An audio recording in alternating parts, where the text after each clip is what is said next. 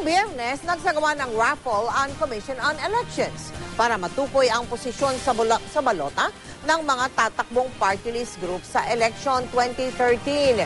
Pero nagkaaberya. Ang resulta, magiging bungi raw ang listahan ng party list sa balota. Nakatutok si Tina Panganiban Perez.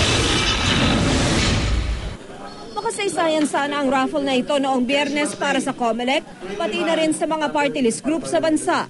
Layo nitong gawing pantay ang labanan sa mga party list group na kadalas ay ang pinipiling mga pangalan at acronym ay nagsisimula sa letrang A o number 1 para mauna sa pagkakalista sa balota. Pero nagkaaberya sa raffle na isama rito ang 13 party list group na di dapat. Ang 13 party list group ay mga bagong aplikante para sa eleksyon 2013 na di inaprubahan ng COMELEC. Nakakuha sila ng status quo anti-order sa Korte Suprema noong 1 taon. Pero para raw maisama sila sa raffle, kailangan makakuha muna sila ng mandatory injunction na wala sila. Nagdesisyon ng COMELEC na hindi na uulitin ang raffle para sa mga party list group.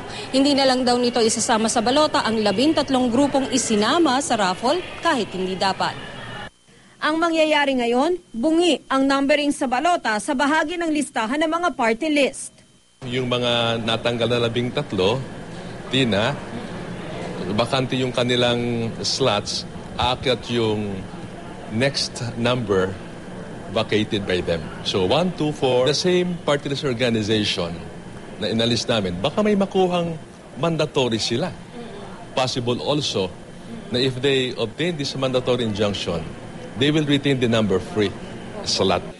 Ang nakakuha ng number 1 slot, ang OneCare, may problema rin.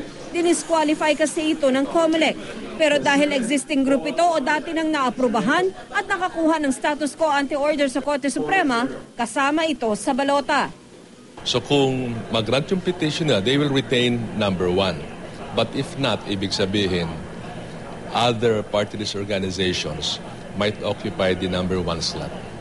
Sakaling may iba pang existing o dati ng party list group na makakakuha ng status quo anti-order sa Korte Suprema o mga bagong aplikanteng makakakuha ng mandatory injunction, magsasagawa ang COMELEC ng special raffle at ilalagay sila sa dulo na ng balota.